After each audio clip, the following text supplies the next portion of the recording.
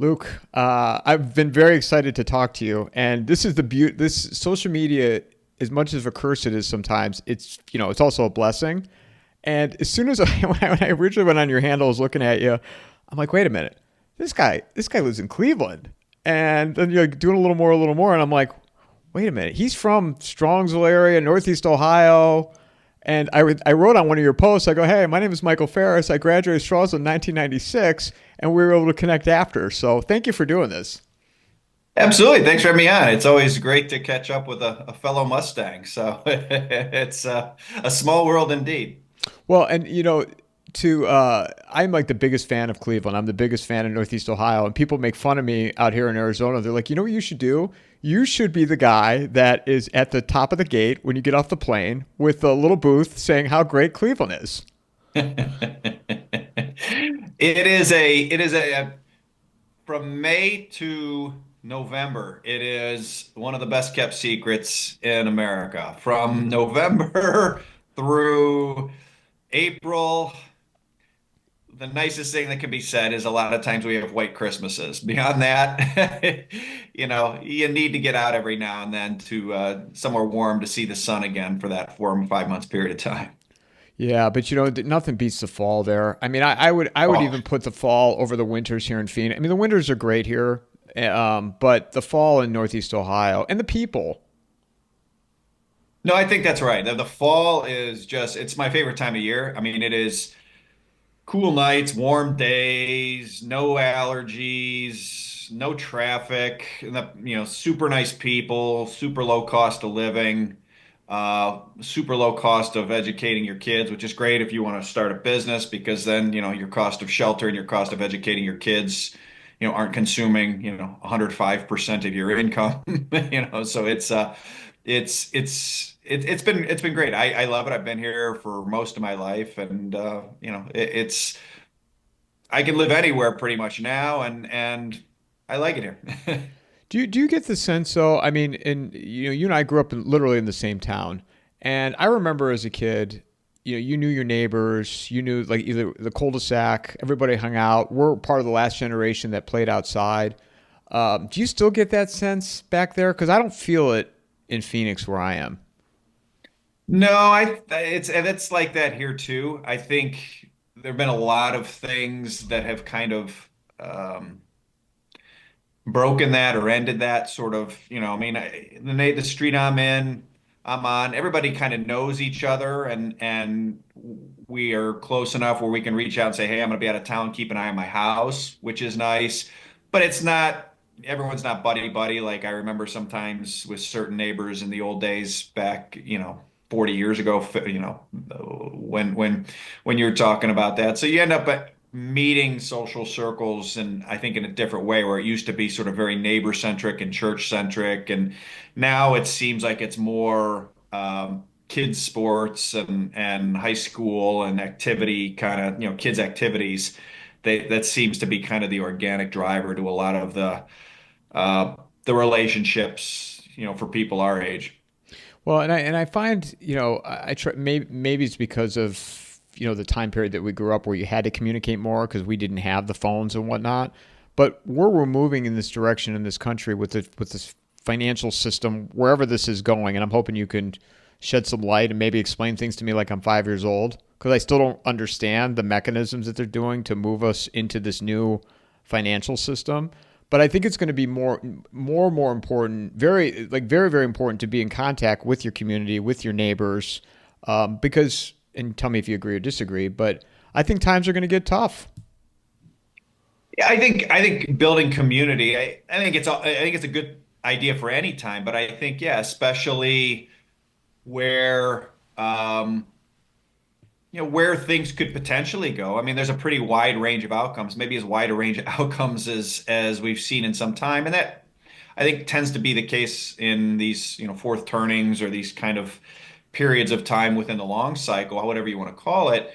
Um, having a community, I think, is critical because I think that we spend so much time focused on how do you what's the best way to invest and what's the but and how do you maintain your wealth through periods of tumult and how do you but there's way more than than just, the number in a bank account in terms of your wealth. There's your health, there's your family community, there's your mental well-being, there's your sense of thriving, not just surviving, but thriving. And I think all of those things, I think community and having a community, it doesn't have to literally be your community, but having some community, I think is critical.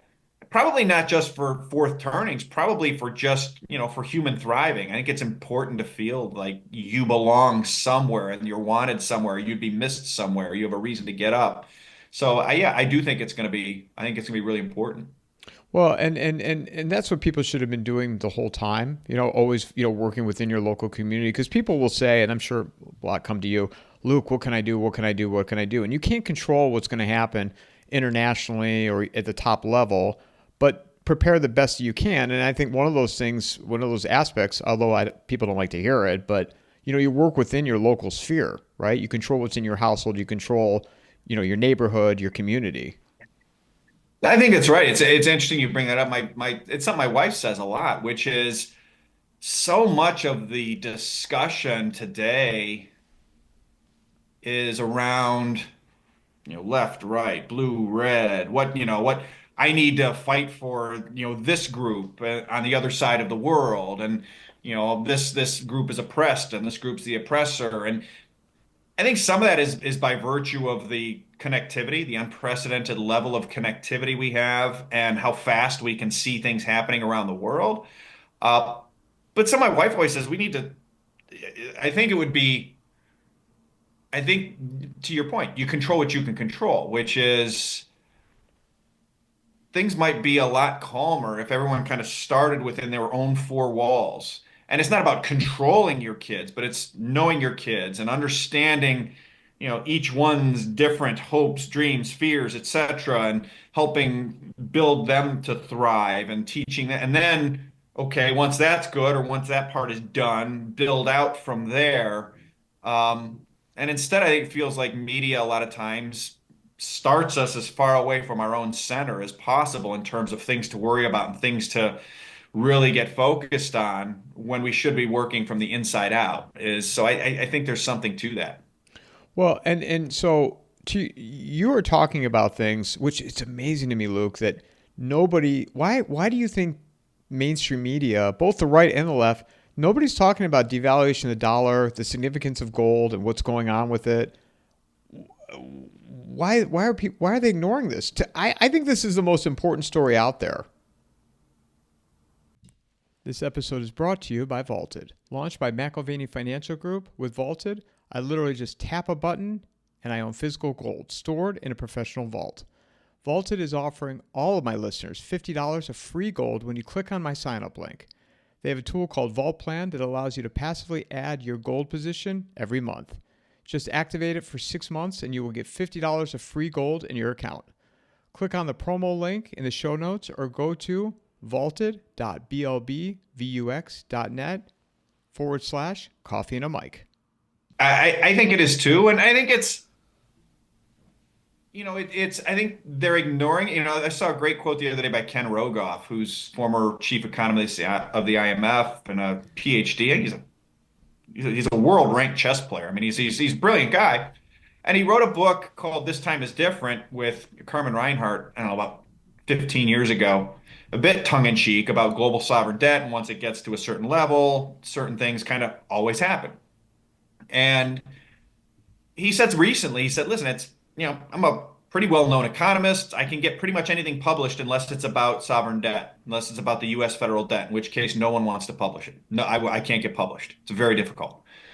Which is really interesting because if he can't get published on, that tells you there's just sort of this, I think it defines what you just said, which is there's people don't want to talk about it. And I think the reason no one wants to talk about these issues in the mainstream media is the same reason politicians don't want to do anything about it, because we've now let it go so long. There are no easy answers. There's only a couple things you can cut, and that is defense, which no one wants to cut, entitlements, which no one wants to cut, or interest rates, which means we're going to have a longer period of higher inflation, which no one wants to do. And so when, sort of three choices, none of which that anyone wants, I think you get what we've had, which is, they just pretend it doesn't. I think what Ayn Rand said, you can ignore reality, but you can't ignore the consequences of ignoring reality. And I think we're starting to bump up against some of those consequences of ignoring reality for a long time.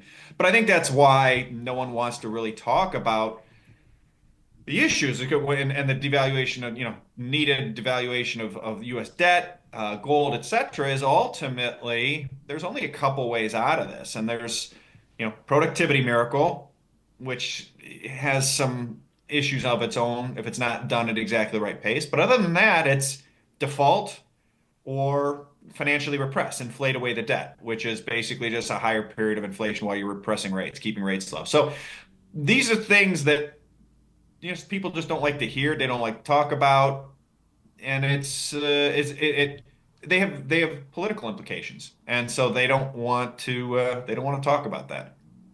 Do you think we're at the end of the line with this, Luke? That we've kicked the can? There's no more road to kick it?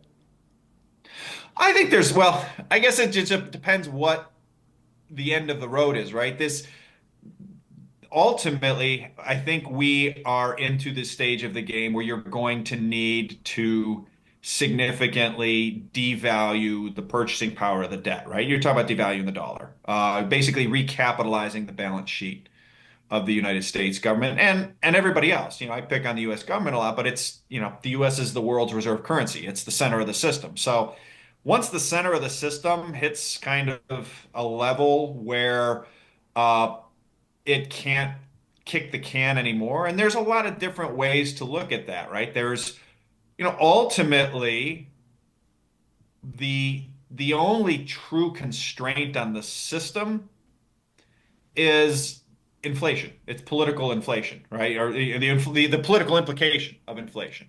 So if you can get as a politician, there's no limit to the amount of debt you can run up as long as you can inflate the debt away quietly and nobody notices that their living standards are declining.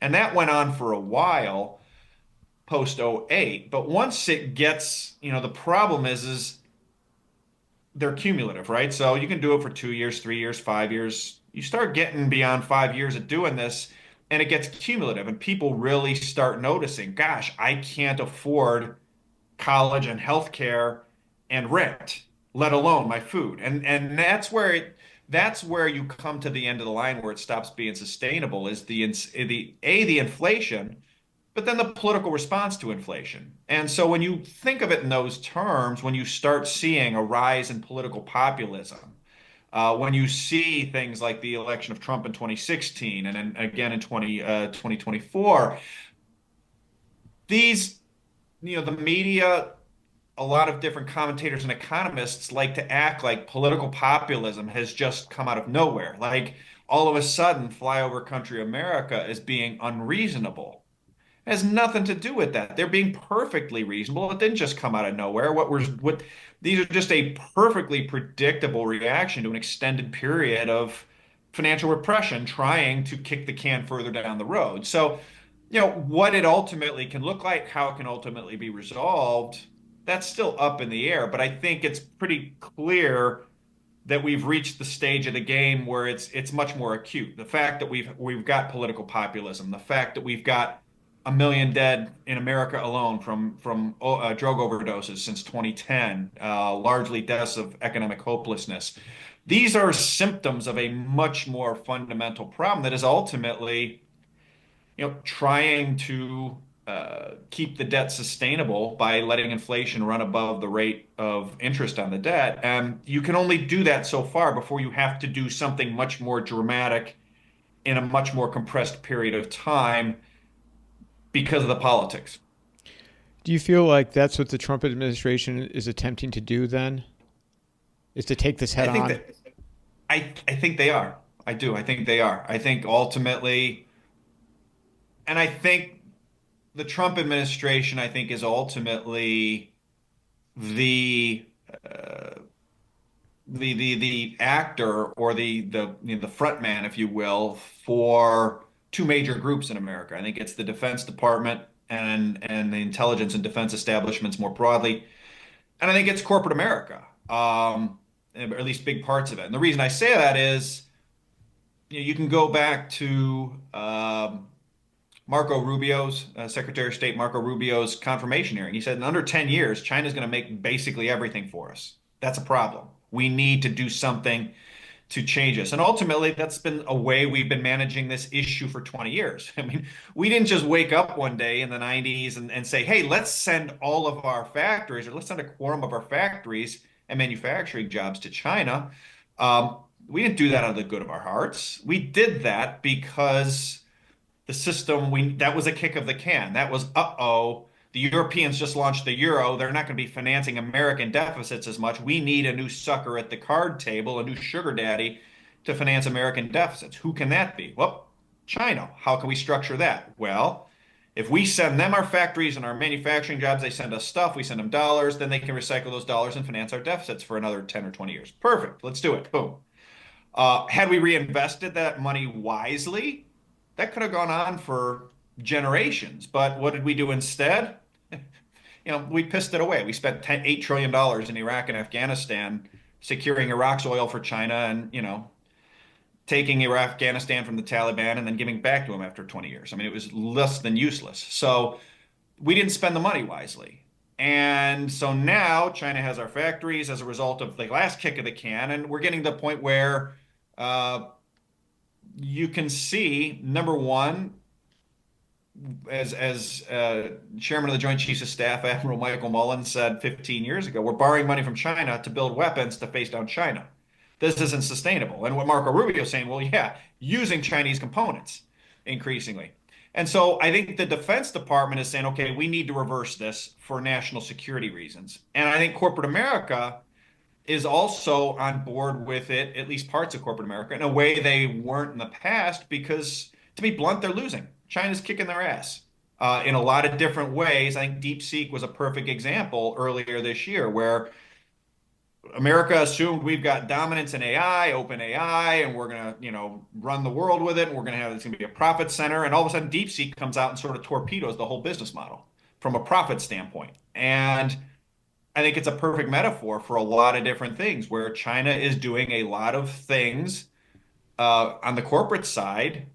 Apple, a lot of corporate champions in China are not doing well or are seeing clear to how they are going to lose, not just in China, but then elsewhere in the world to Chinese companies because the Chinese are willing to accept a lower margin in a lot of cases. They're state subsidized. And in a lot of cases, the products are either close to or as good or even better than American products, even at the high end. And so I think there's this combination of DOD plus corporate America going, uh-oh, we need somebody, we need somebody to defend our profit model. Okay, we're okay with the Trump administration, changing the trade and capital flow relationships that have defined the last 50 years, because the alternative, as disruptive as this is, the alternative is China makes all our weapons for us in 10 years and corporate America's profits go towards zero over the next 10 years. And so we're willing, I think the fact that they're even willing to entertain this is a sign how far down the line we are actually. How far, in terms of comparing China to the United States at this point, who is more ahead? I mean, technology wise, is China ahead of us militarily, academically? No, I think in certain areas they are close. I think there are certain things at the very high end of military and technology that they're still very far behind, is what I hear. Um, but it is in other areas, and something I think, not even I think, something I know we, the West, learned in Ukraine in the proxy war with Russia was, quantity has a quality all its own, which is that in wartime, the good enough mass produced beats the best, not mass produced. And that's what we just witnessed happen. NATO and America lost in Ukraine. And we lost because we don't have the manufacturing base to be able to compete with the Russians, let alone the Russians plus the Chinese or the Chinese by themselves. So I think, the question, it's not something you can broad base. I think it's, look, high-end military technology, I hear we're still way ahead. But in terms of sort of the bolus of American installed base of military, look, Eric Prince, the former head of Blackwater, the private military contractor firm, he gave a speech at Hillsdale College 3 or 4 months ago where he said, look, that what was learned in Ukraine might be the biggest shift in military strategy and global power since Genghis Khan put stirrups on horses like 600 years ago. Um, and the issue, he said, is that what was learned with missile technology and drones and the utilization might have rendered obsolescent trillions of dollars of American military equipment. His words, not mine. And so that's why I say I think you have to, okay, at the bleeding edge of technology, I think we're still way ahead. I think in sort of the next sort of group down in a normal distribution, it's neck and neck, and in some areas they're ahead. In manufacturing of the stuff, they're way ahead. They're, in the same way that we are the hegemon of money and debt, they're the hegemon of manufacturing. And then from there, it's kind of puts and takes. So it depends on what the area. There's some things we can grasp onto and say, hey, we're doing really well. We need to leverage these things. And there's other areas where, uh, we're behind the curve. How, I had Vince Lancy on here last week, and we were talking about this, and I want to share with you what he said, and tell me if you agree or disagree. Are we moving to a similar model where the United States is looking at the Chinese economic model and saying, all right, this is what we want to mirror as we move into this new direction? There are a lot of parallels there. No, I think it's a directionally the right framework. I think ultimately there is a growing recognition in the halls of power in the US that just sort of blanket free markets when you're going against somebody who does not have free markets is a good way to lose. I mean, it's a mathematical certainty that you will lose under that scenario. And so you can see already some of the steps, and it started under Trump in 20, call it 18. Biden continued it. Look, Trump put tariffs in, Biden left them in. Biden accelerated industrial. If you look at a lot of Biden's economic policy, it was Trump's economic policy. It just sort of had a friendlier, senile old man laying it out versus Trump, who, is a bull in a china shop anytime he's got a camera on him. So, yeah, I think you can see signs that we're continuing that progress where there's a merger of state and private sector, power development, subsidizing loans and grants and equity investments into technology, infrastructure, things like that. So it does appear to me that we're seeing some further moves toward industrial production, government supported industrial production in the United States, which is sort of, a Chinese economic model with US characteristics aspect to it. Well, and isn't it the largest military budget ever under Trump? Yeah. It's more than offset. The number I saw today was that basically they cut 150 billion. I think they added 130 billion back to the defense. So like it's all the money they saved, they poured into defense, or at least a lot of it. Don't you find was that surprising to you? No, no. I've been on record for a long time that whatever they think they can cut, they can't cut. I mean, and even if there are certain things they can cut, there are other things that are going to grow way faster that they can't cut that's going to offset it. So, I just don't think they have an ability to do that. It might be the right thing to do. I don't know, but ultimately, I just look at it from the financial side. It didn't surprise me they weren't able to cut much. No.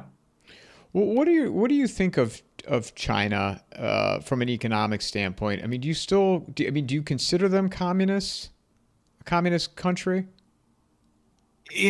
China's a weird place as I've had it described to me because it's it is nominally a communist country. And as a friend of mine said, who's been there, he's an American, been there 30 years, he goes, look, this place, like the government will be like, here's a paddle, good luck, which is the very antithesis of communism, right? I mean, it is like more American Wild West than communist.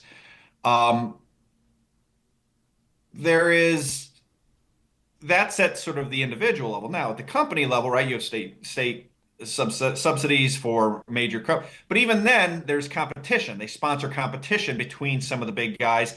So it is the reason I'm kind of stumbling around on this is that it is very difficult to just define China as communist, autocratic.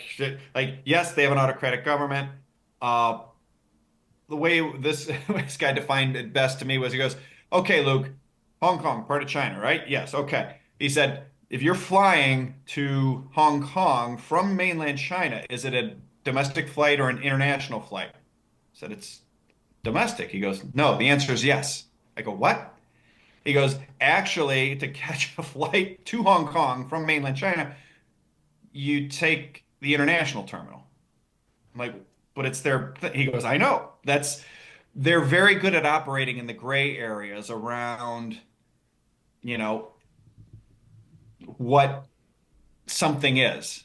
And the less you're able to define it, that's why I say it's very difficult to say, are they capitalist or are they communist? Well, yes. They're both. They're absolutely communist. They abide by those principles, etc. And at the individual level, you're starting a business. It's as capitalist as it gets. It's like, here, have a paddle. Hope you don't drown. So ultimately, I think they're competing very effectively against us with what they're doing. And that's why it makes more sense, And I've asked several people that, and I generally get the same response. And because I question myself, not, I mean, I started to wonder where it's like, okay, we're painting China as the enemy, the enemy, the enemy, the enemy. Are they the enemy? Because we're moving. It seems like we're moving towards a model to mirror them. I think ultimately it's challenging to me because there are things there that I absolutely don't want. I do not want, sort of the absolute surveillance state and those kinds of things that they have.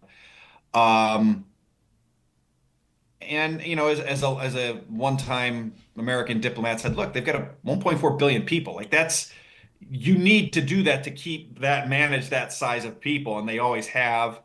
Um, at the other side of it, they have a long-standing cultural tradition um, of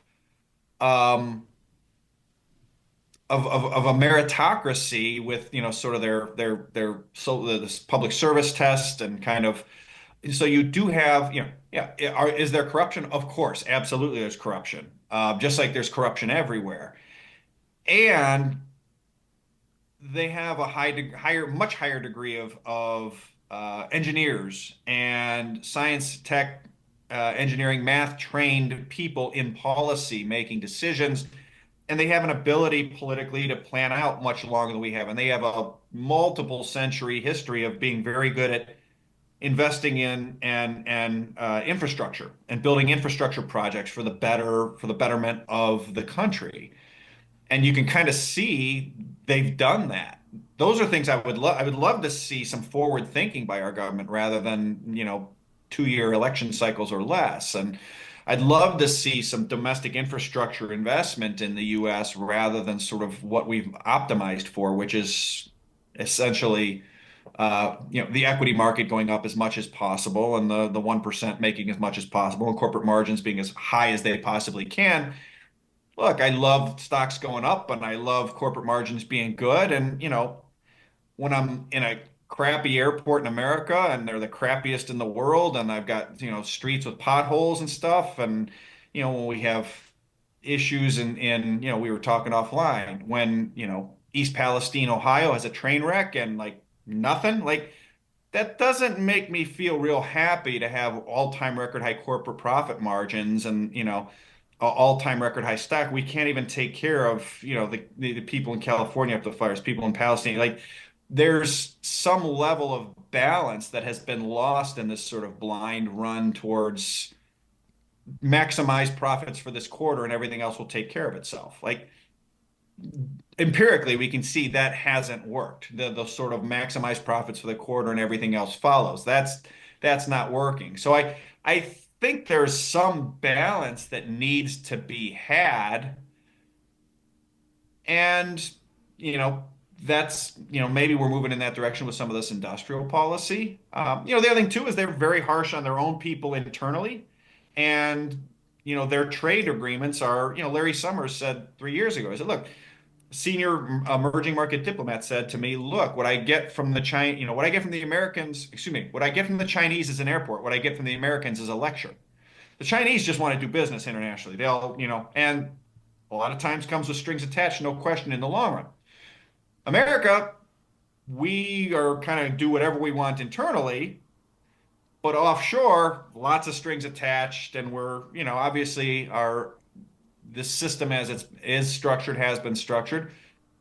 We've been involved in a lot more foreign adventures and of the uh, draconian kind, of the autocratic kind, over the last 20 years than the Chinese have for certain. So there's, ultimately, I'd much rather be here, but I'd also much rather have my leaders have more than, a 13-week outlook and actually, maybe, hey, let's work on growing profits dollars at the cost of lower profit margins might be the right way to go rather than managing quarter to quarter.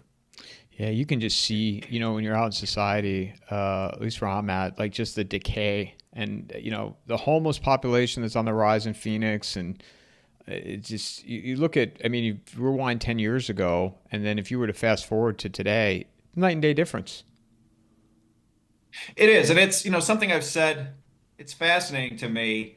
There's a lot of ways in which there are two Americas now. And one of those ways is the America that has already lost to China and the America that is just now realizing that it could lose to China.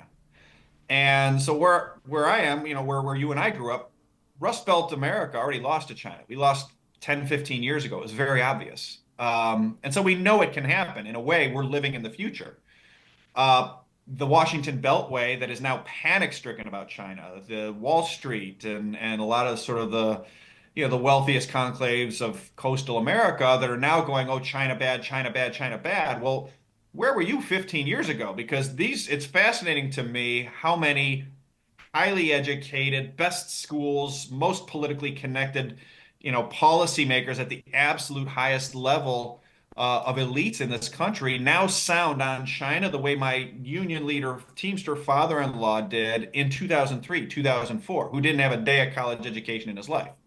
They sound the exact same, just that the Teamster union saw it before Washington saw it. But they're saying and sounding the same things. And so I think that these areas of the country where we have seen this deterioration, in some ways, is I'm not going to say it's a blessing, but it's an advantage in when you're thinking about where things can go. Because I know how it can go. 4 years ago at a conference, I said, look, like we need to we can save the real value of our bond market, or we can beat China. We can compete with China, but we can't do both. Basically, we need to spend a bunch of money and cap rates and devalue the debt and reinvest in this country. And basically, yes, it's going to be highly inflationary and bondholders are going to lose. And so what? Like that's the cost because otherwise I know what's going to happen. I've lived through what it's happened. I don't need to guess,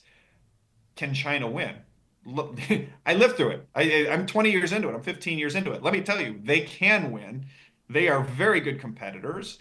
And now Washington and Wall Street are finally going, oh, wait a second. This might be a problem. Look, they're out competing our blue chip companies.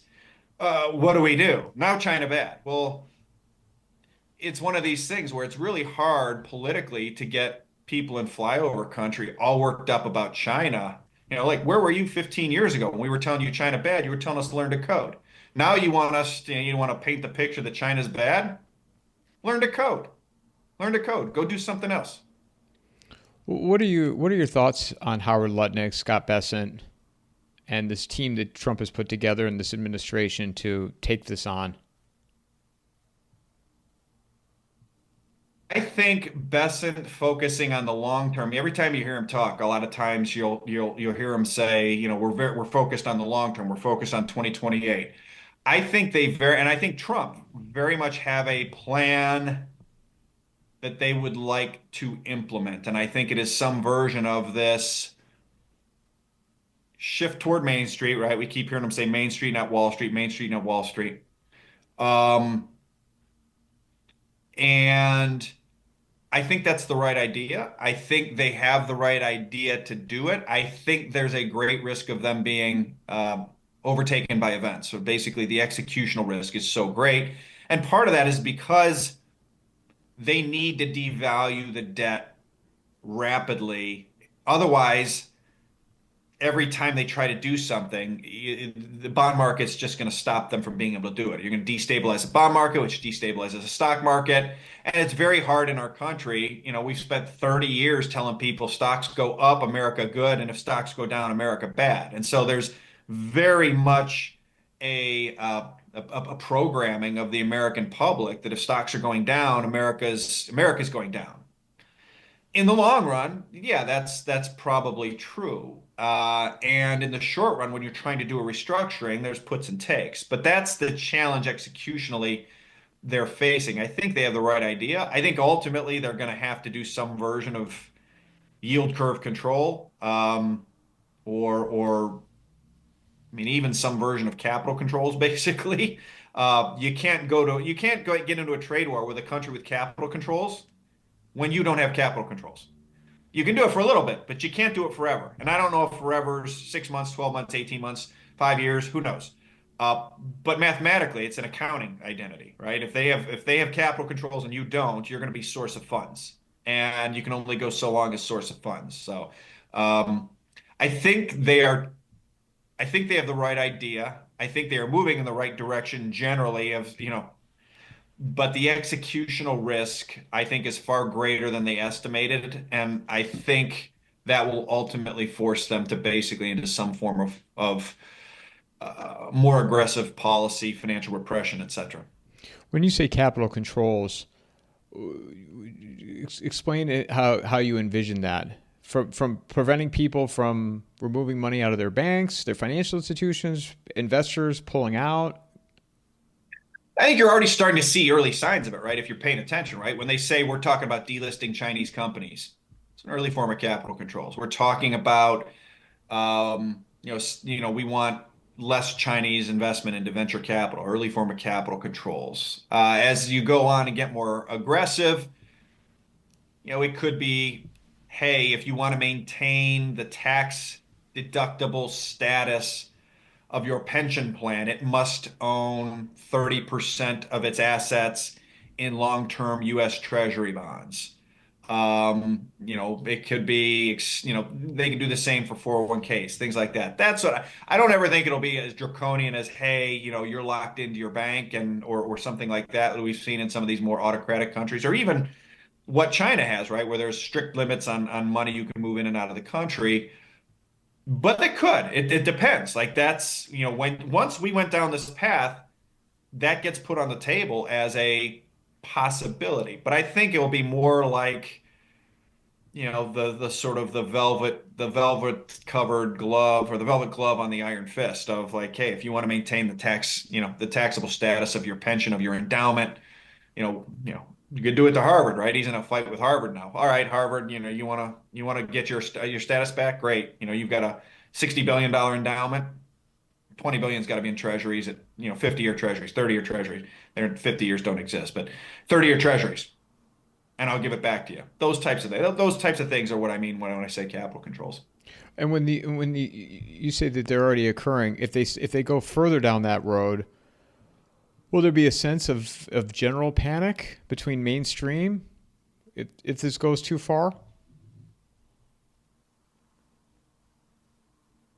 think Wall Street will pick up on it. Some of Wall Street. Uh, there might need, but I think the general American public, I have the last 5, 10, 15 years, my view of the American public's esprit de corps about fighting against such things has been severely downgraded. Which is to say, I think the Americans, most Americans will do exactly what they're told, and they'll believe it hook, line, and sinker.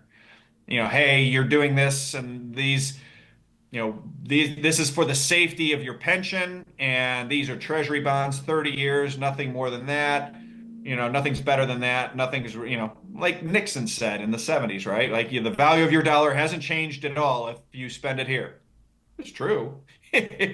Technically, a dollar's still a dollar. It just, when he said that, it bought you half a barrel of oil or a third of a barrel of oil, and 8 years later, it buys you 1/40th of a barrel of oil. Have a good day. Same kind of thing. So I don't know that there'll be general panic per se, and depending how it's handled, like look, if they do some form of yield curve control, it'll be panic on the upside. It might be panic out of bonds if and in which case the stock market would go vertical, gold will go vertical, Bitcoin will go vertical. So it depends, but I think the general public by the time the general public's worried about something, it's time to go the other way. And I think it'll be continue to be that case, right? By the time my friends were worried about 2008, like it was over. It was early '09, and it was time to start buying, not selling. Yeah, I'd sit on here before, if we would have had social media as active as, with our phones and the ability to share information, how much worse would 2008 have been? And somebody pointed out to me that, in today's world, I could see a scenario where they would suppress, any type of information if it was going to scare people, to not let that get out. Absolutely. I mean, and I would say some level of that's probably already happening from a standpoint of, in financial markets, right?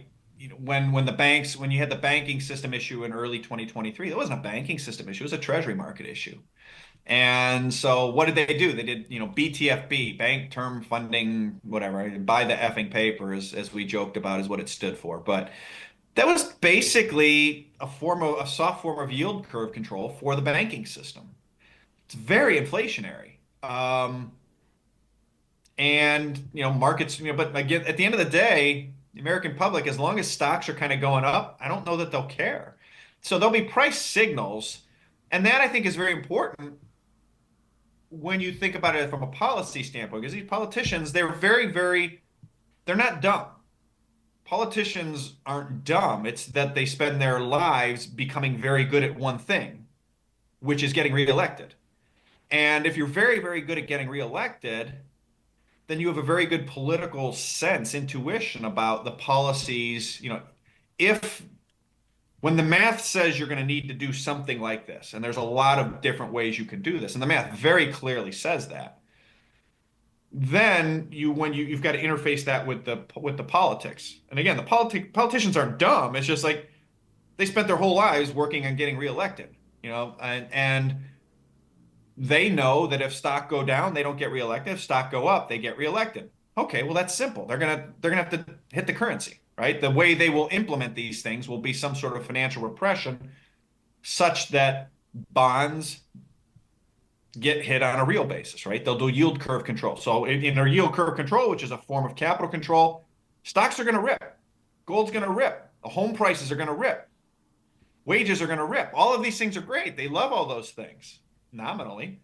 Bond interest rates will not go up. Interest rates will be low. They love that. What's going to be the release valve?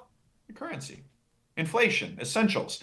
And they'll complain about that, but there's a lag on that. So I think ultimately for me, at least how I think about it is what is politically, what is necessary, what is likely, what is politically possible, and then what is politically likely. And when you sort of overlay those things, to your question, I think it's ultimately points to a much greater likelihood of it being resolved in an inflationary manner that's bad for the dollar, purchasing power of the dollar, purchasing power of fiat currencies more broadly.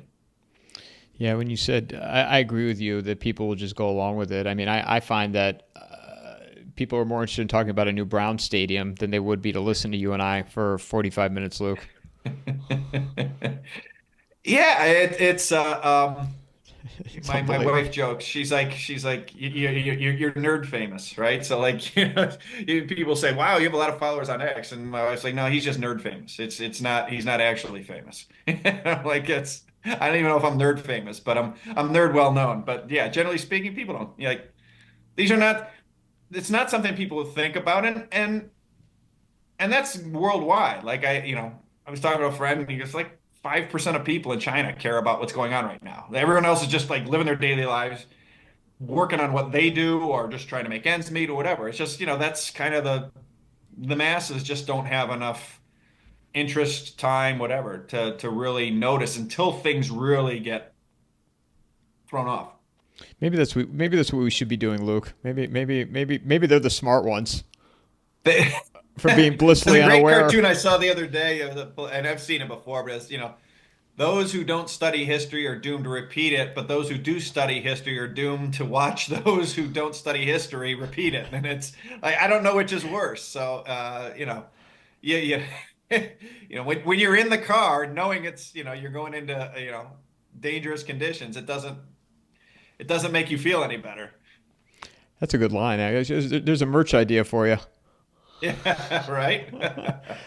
What about what is your take then on where stablecoins, the crypto world plays a part in this?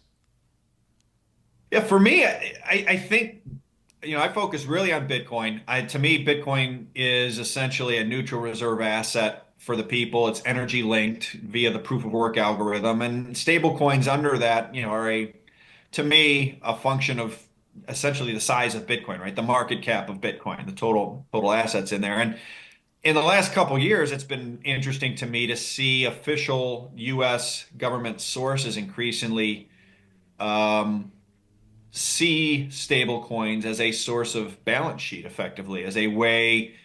Look, the US government has a debt problem, they have a financing problem, fiscal problem. They need more buyers of government debt. Stable coins generally only buy very short-term government debt, T-bills, but paradoxically, Bitcoin, which going up in theory is a as I've said, it's the last functioning smoke detector of what's happening in terms of inflation. Um, the more it goes up, the more stable coins are going to be created, and you can regulate stable coins into buying T-bills, and it becomes a pretty elegant solution for a government that needs to financially repress somebody, where as a Bitcoin holder, that's, that ecosystem, you're okay having some money in stable coins, having some money in Bitcoin. If Bitcoin goes up more than the inflation that you're losing, the purchasing power you're losing in your stable coins because they're owning T-bills that are yielding zero and declining with inflation, the purchasing power is declining with inflation, then that's a part of a solution. And so that's how I've thought about it. It sounds to me that's the scenario here where you can use these stable coins, create stable coins to buy treasuries and inflate the debt away or eliminate the debt. No?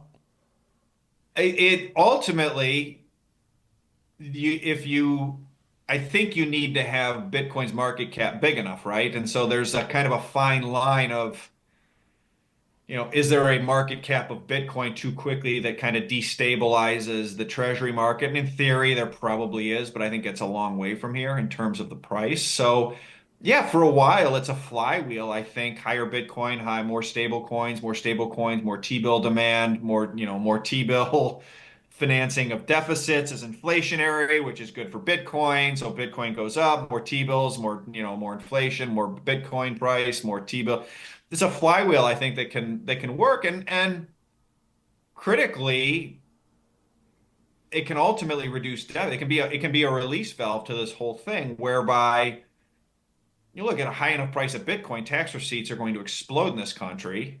Consumer, it'll basically amount to a de facto devaluation of the debt and the dollar, and a tax receipt boom, economic boom. It'll be inflationary if it got to that point, but it's a version of what we discussed before, where you basically have to you have to facilitate some extended period of time of negative real interest rates where inflation's running higher than the interest on the debt. Well, and the whole idea with Bitcoin is it's a decentralized currency.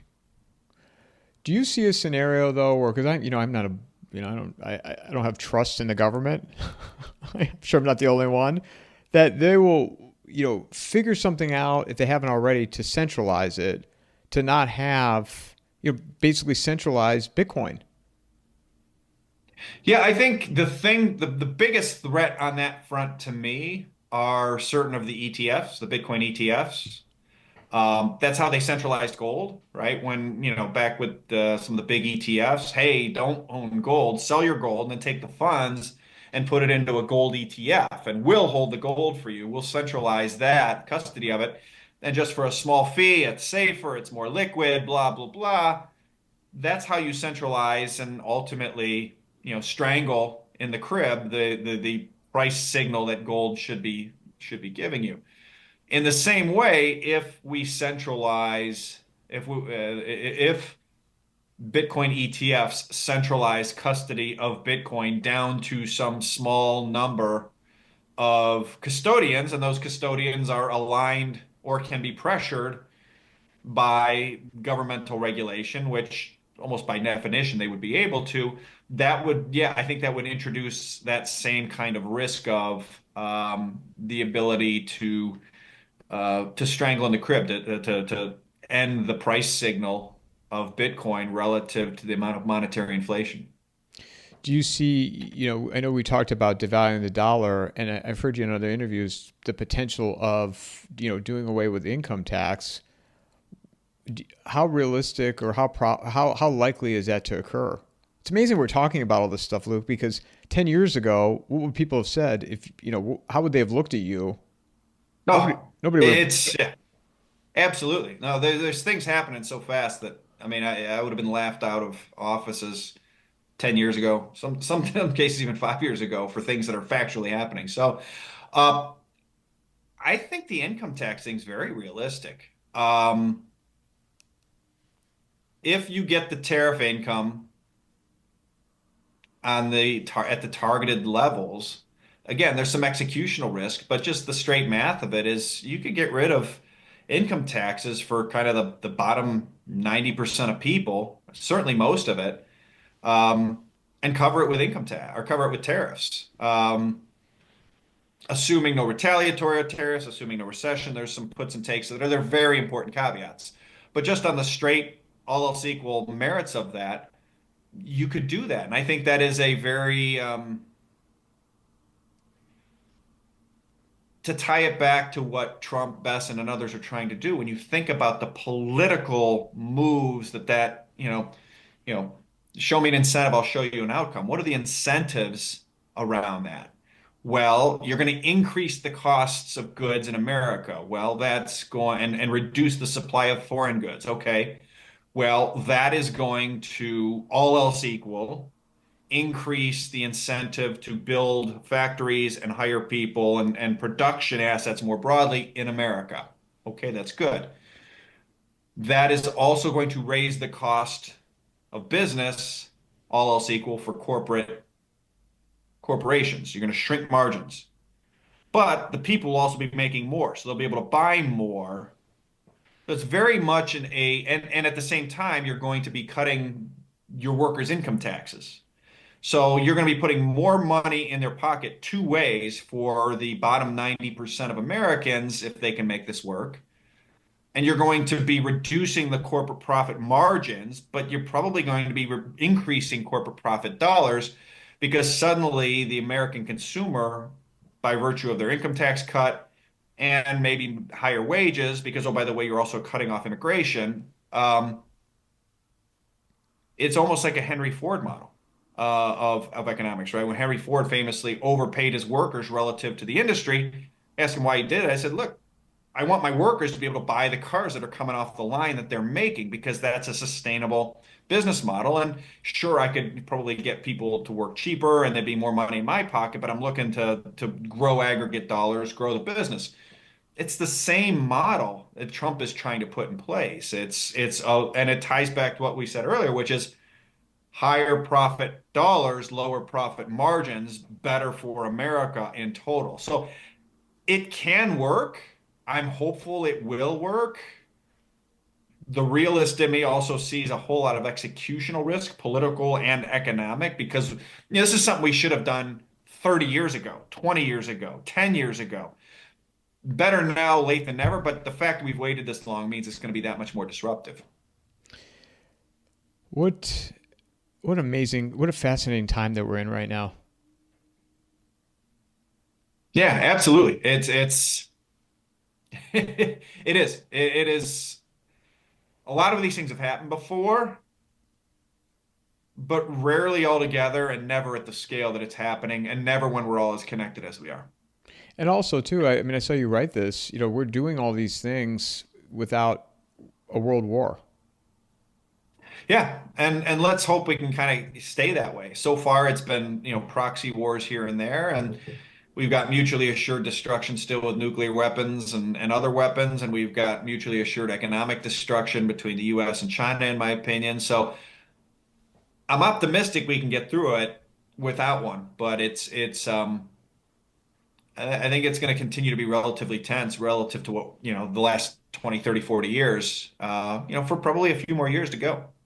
Yeah, I know I'm running out of time here with you, but one of the questions that I get asked when I try to explain this to myself to understand it like a 5-year-old, and then people will ask, what do you say to somebody who, they work an 8 to 5, they have 401k, they might be 5, 10 years from retiring, as they see these events unfold and they listen to you and I, um, what do you say to them? They say, well, my 401k is it's all I have. It's all I have is my retirement. With what they're attempting to do, what would be your response? My response would be take 10 to 20% of your net worth and put it in some blend of gold and Bitcoin, depending on how close you are to retirement, how conservative you are. If you're more conservative and close to retirement, more gold, a little bit of Bitcoin. If you're younger and you've got more tolerance for risk, maybe a little more Bitcoin and a little less gold. Um, and then I would live your life. It's ultimately like this has happened over and over and over and over. And when you talk to sort of everybody that isn't an American, they are much less disturbed by a lot of these topics. It's fascinating. I've got, as you know, a lot of followers on Twitter or X, and I can always tell when a sort of a comment comes in and they don't have a name. I can tell when they're American because the Americans have as a rule no concept of what we're talking about here is just a currency disruption, a currency crisis. No concept. You talk to somebody in Latin America, like, oh yeah, this has been happening like 5 times in the last 30 years. And you talk to someone in Eastern Europe, they're like, oh, I lived through this 3 times in the 90s and 2000s. And you talk to someone even in London, which is, very developed, but they have the interaction with people from around the world there much more than we do here in America. And so like, look, if 5 years ago, I said gold's going to be at $3,500. There were people who would tell you the straight face that would be a collapse of the system. There would be zombies in the street, and gold traded 3,500. And guess what? The sun came up, and everyone went to work, and the Guardians are still playing baseball. Like everything's the same, and it's like what that's what I hear from people in Latin America and Eastern Europe, and that have lived through this thing. Like the sun still comes up. Your wife still comes home, gives you a kiss on the cheek. You sit down with the kids, nothing changes other than like the money you had in the bank bought you X and it buys you 80% of X or 50% of X, or if you're really unlucky, 10% of X. And so when you think of it that way, you go, oh, well, put 10, 20% of your net worth, physical gold, some Bitcoin self-custodied, and then go live your life. Like if you're a teacher, all you're looking to do is take and hedge the risk that the policymakers who have made bad decision after bad decision for decades aren't able to steal your past work from you by devaluing the currency. And then just go back and work because ultimately your wages going forward will adjust.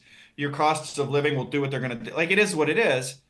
But what you're really trying to hedge is the work and the savings of the life that you can't get back, the time that is already gone. And that's how you do that. It's not some big complex thing. It's just 10, 20% of your net worth in gold and Bitcoin and go live your life. Yeah, we haven't had a real life Red Dawn moment yet. No, and then like I mean, I have friends who lived through this in Eastern Europe after the Soviet Union went down, and like people think it's some big event, and they're going to know. And the reality of that situation was, she said, "Look, my dad was a doctor. She was, we were the richest family in the village. We had enough in the bank on Friday night to buy 5 cars." And then, they closed the banks. They reopened the banks 10 days later, and the same money, we didn't lose a dime. The same money bought us groceries for a month. That's it. I said, "How did people who own gold and silver do?" Great. They were fully compensated. They didn't lose any money. The prices went up and then some.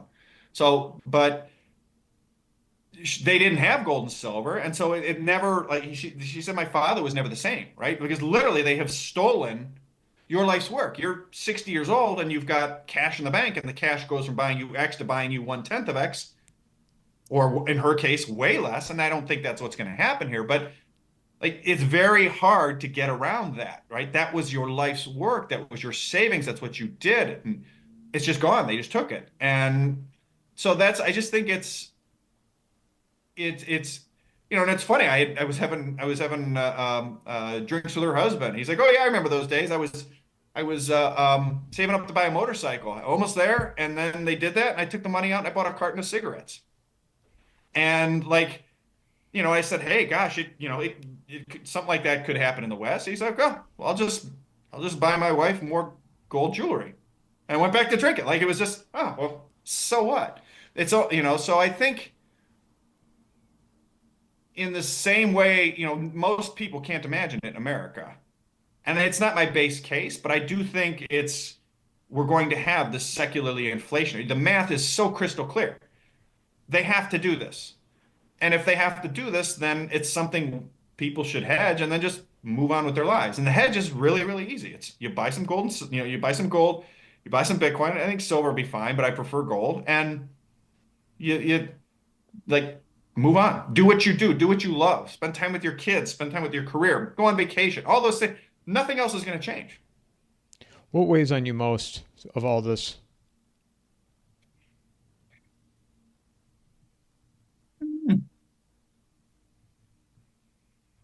I think what weighs most, I've got 3 boys. They're all draft age. And so when I see things get tense, I'm not naive as to the way of, when you look at the normal distribution curve, if you will, of sort of, okay, this could work out really well.